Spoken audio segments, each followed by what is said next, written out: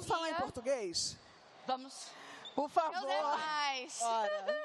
A gente decidiu, Maria Paula falou, vamos ficar de pé? Então vamos ficar de pé.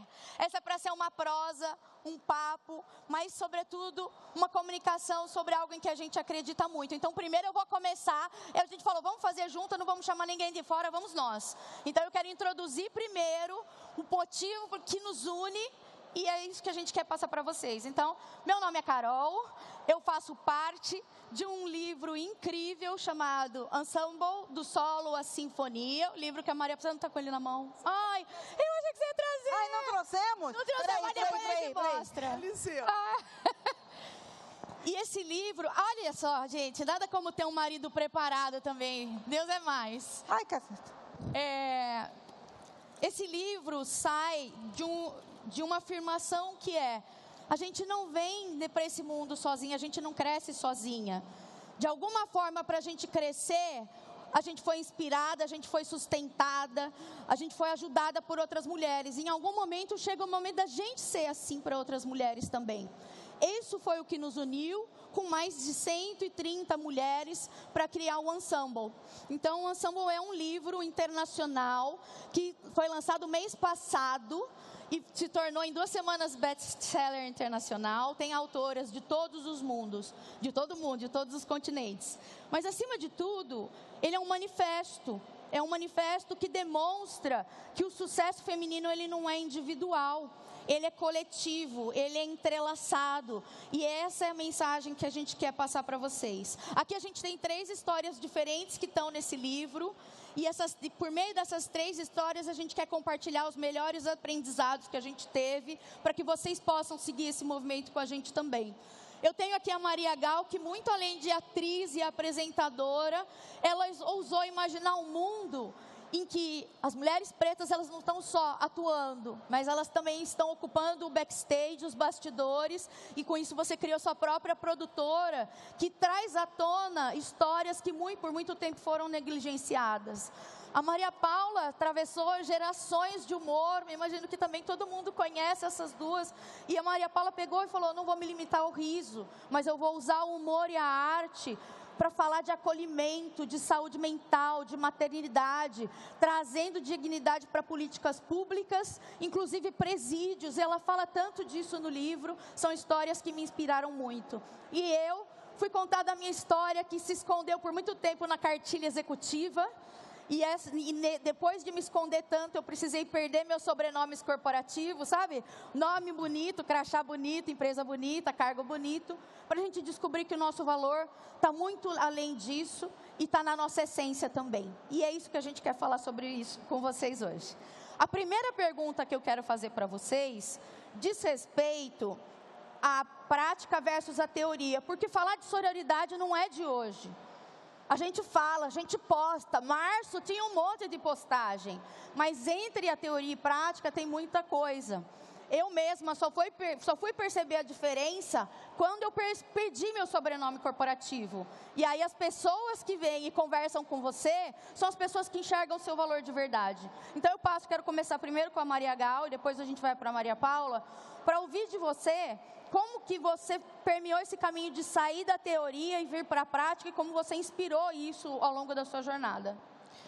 Bom dia a todos. Obrigada, primeiramente, pela oportunidade de estar aqui. Para mim está sendo muito especial e poder falar dessa jornada. Eu entendo que o fato de poder transformar o audiovisual, trazendo mais pessoas como eu, mulheres negras, é de extrema importância. Então, acho que o primeiro momento foi quando eu me vi invisível na frente e por trás das câmeras no audiovisual. A gente está falando, o Brasil é o 5º país do mundo que mais consome audiovisual que a gente vê nas redes, na telenovela, nos filmes, séries, e ao mesmo tempo a gente vê poucas histórias narradas, contadas, protagonizadas por mulheres e especialmente mulheres negras. Então, quando eu me vi invisível nesse lugar e ao mesmo tempo com muita fome, muita vontade de mostrar histórias que precisam ser contadas, aí eu abro a Move Maria, que é a minha produtora de audiovisual focada nesse tipo de conteúdo e eu entendi que não tinha como falar de nossas histórias femininas e negras sem ter também essa diversidade por trás das câmeras. Então, diante disso, eu entendi que tinha que trazer mais mulheres, então nossos conteúdos são aí 80% no roteiro, produção, todo o time formado por mulheres e mulheres negras também. Muito bom. Você fez essa pergunta, né? Como é que a gente divide a vida da gente? Normalmente posta-se muito, todo mundo posta sobre sororidade. Como é que a gente traz isso para a vida real? Bem, eu tenho quase 30 anos de vida pública e no começo não existia nem celular, não tinha postar. Nessa época, eu ficava achando estranho, porque todo mundo perguntava, você está fazendo uma dieta? Você está namorando não sei quem? E eu falava, de que importa isso? E quando eu ia fazer coisas muito impactantes, como, por exemplo, criar salas de amamentação dentro de penitenciárias femininas, fortalecer vínculo afetivo entre mãe e filho, poucas pessoas noticiavam, poucas vezes eu ia para a capa do jornal para falar sobre isso. E agora eu acho lindo, porque como está na nossa mão e a gente que posta, a gente está podendo noticiar isso muito mais. Mas também tem que ter muita delicadeza, porque como eu falo sobre saúde mental, a gente tem que ter muita delicadeza, muita responsabilidade com cada palavra que a gente diz, porque as mídias sociais amplificam o que a gente está falando de uma forma enorme. Então, a gente tem que realmente saber e também não usar isso como uma plataforma de lacração. Então, tem que ter uma sensibilidade mesmo, porque eu falo de temas muito sérios. Apesar de estar todo mundo acostumado a ver Maria Paula fazendo piada, eu também tenho esse lado de saúde mental, é a maior epidemia que a gente está vivendo hoje, principalmente com os jovens. As nossas meninas estão adoecendo, porque elas têm um ideal de corpo, um ideal de imagem inatingível, e elas ficam ansiosas, anoréxicas, deprimidas, ou seja, muito está acontecendo também por causa dessa exposição toda. Então, trazer esses temas com responsabilidade, falar, apoiar as mulheres para que elas se reinventem, para que elas ocupem os espaços de protagonismo de uma forma equilibrada e saudável, é um desafio e tanto, mas é maravilhoso e me traz a lugares como esse. Estar aqui nesse palco falando hoje é um privilégio. Obrigada a vocês por estarem aqui com a gente. O privilégio é meu, né, de estar com elas. A segunda pergunta, ela tem muito a ver com a primeira, porque para a gente conseguir trazer a sororidade para a prática, a gente precisa desaprender muita coisa. Porque estruturalmente, a gente está acostumado a competir, a buscar o individual, a ser o melhor. Eu ainda, filha de japonês, gente, o que eu mais fiz foi estudar para ser a melhor, entrar no lugar, aquela coisa toda. E eu demorei muito para entender que a ambição individual, ela se perde. E eu percebi que na maternidade, eu falei, gente, eu não quero ensinar isso para minha filha. Eu quero que ela veja um sucesso que é coletivo. E isso demora para a gente desaprender. A gente precisa deixar muita coisa enraizada para trás. E aí eu pergunto para vocês, agora primeiro Maria Paula e depois Maria Gal, como foi para vocês esse processo de desaprender essa estrutura para conseguir vociferar uma prática muito diferente do que a gente está acostumado? Carol, é o seguinte, a gente vive num mundo que está o tempo todo incentivando e até cobrando que a gente seja muito focado no individual. E isso é um erro. E tem até uma mudança de narrativa que precisa ser feita hoje, porque quando a gente fala, self-made woman, a mulher que se fez sozinha, todo mundo tem orgulho de dizer isso. Eu sou uma self-made woman. Mas será que faz sentido isso?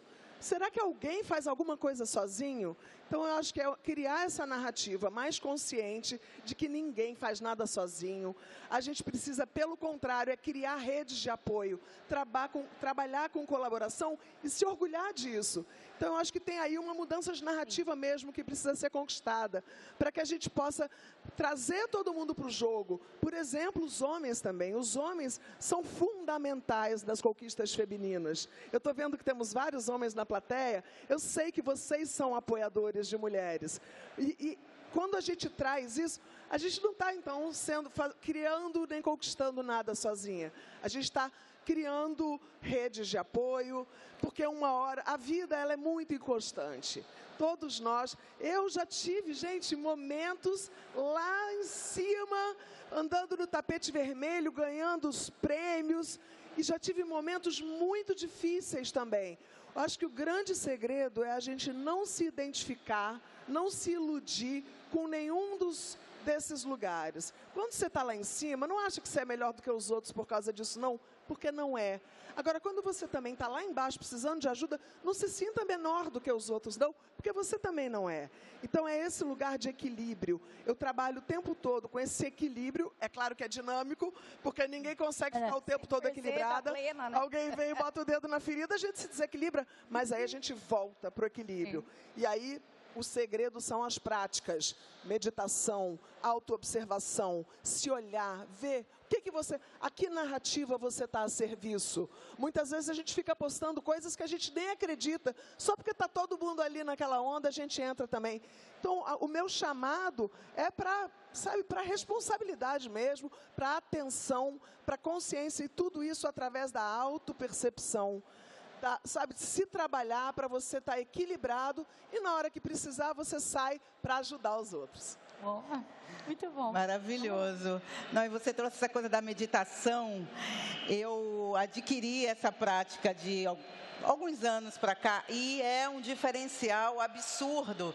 Porque está tudo muito urgente, né? Então, a gente acorda e já vai para o celular, vai para as redes sociais, já vê o BO, já vê problema para resolver. E quando a gente muda essa rotina e tira ali 15 minutos, meia hora para meditar, faz toda a diferença.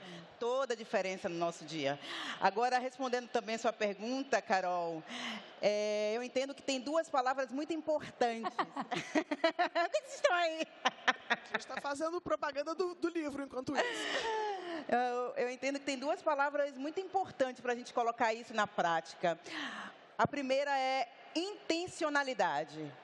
Então, se a gente não tiver, de fato, uma intenção, um propósito também é outra palavra, de realmente fazer a diferença, a gente vai fazer mais do mesmo. Essa é a realidade.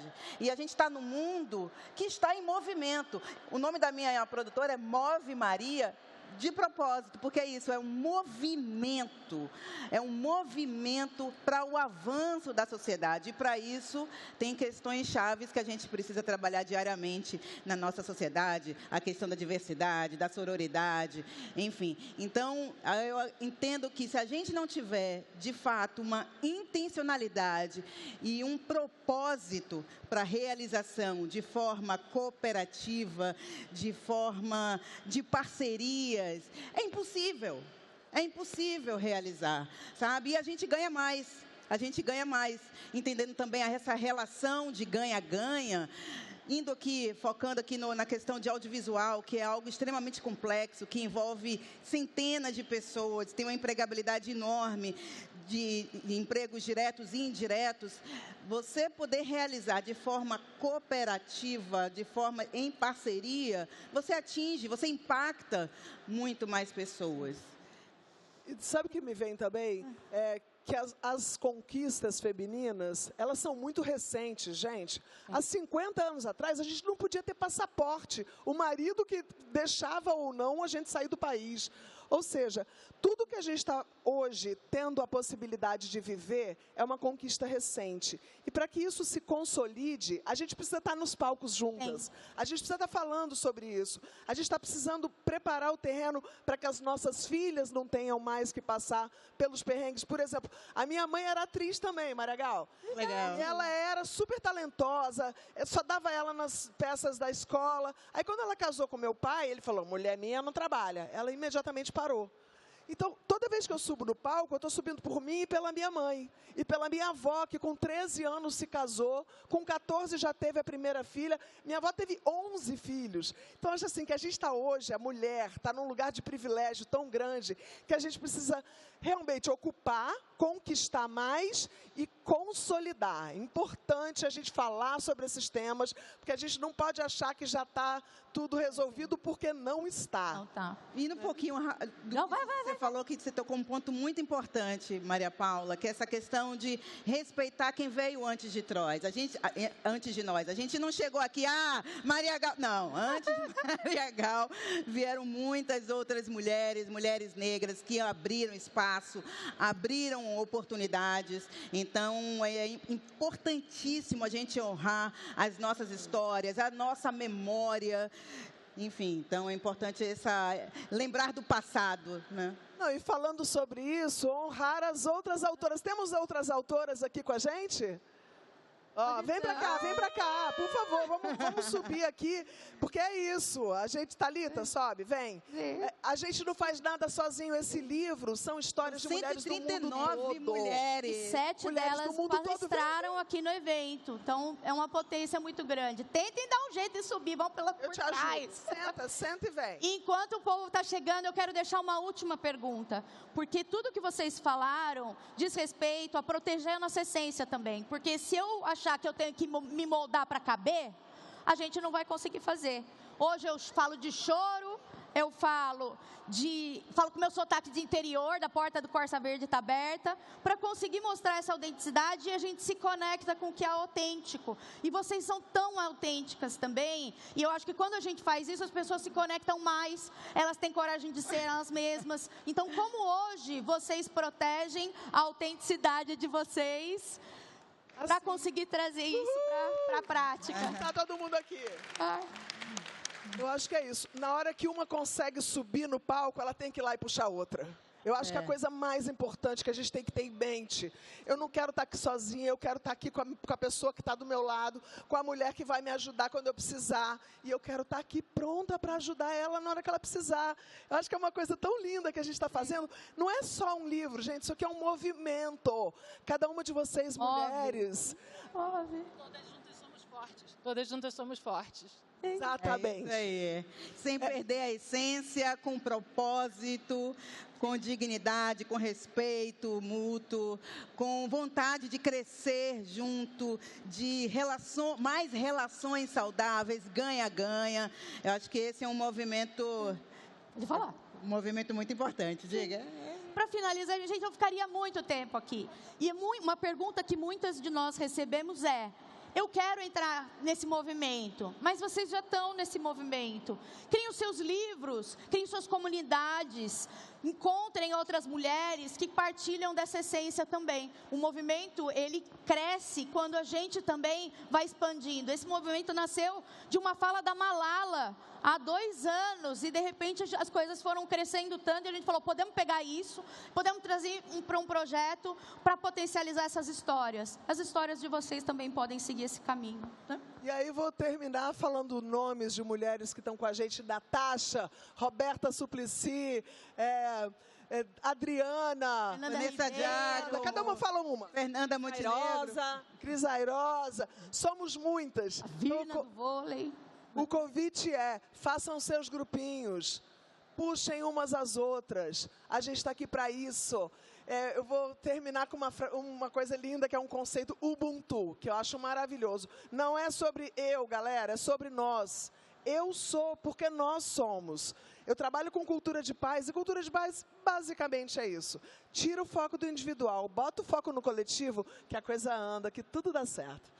Obrigada, gente. E esse livro nasceu de um grupo de WhatsApp. Exato. Chama Uma Sobe, Puxa a Outra. Então, de um grupo de WhatsApp, que também nasceu esse livro, né? Sim. Gente, dá para ficar um tempão, mas para a gente continuar essa prosa, conheçam essas histórias, se emocionem, coloquem esse livro na cabeceira. Eu leio uma história por dia, antes de dormir.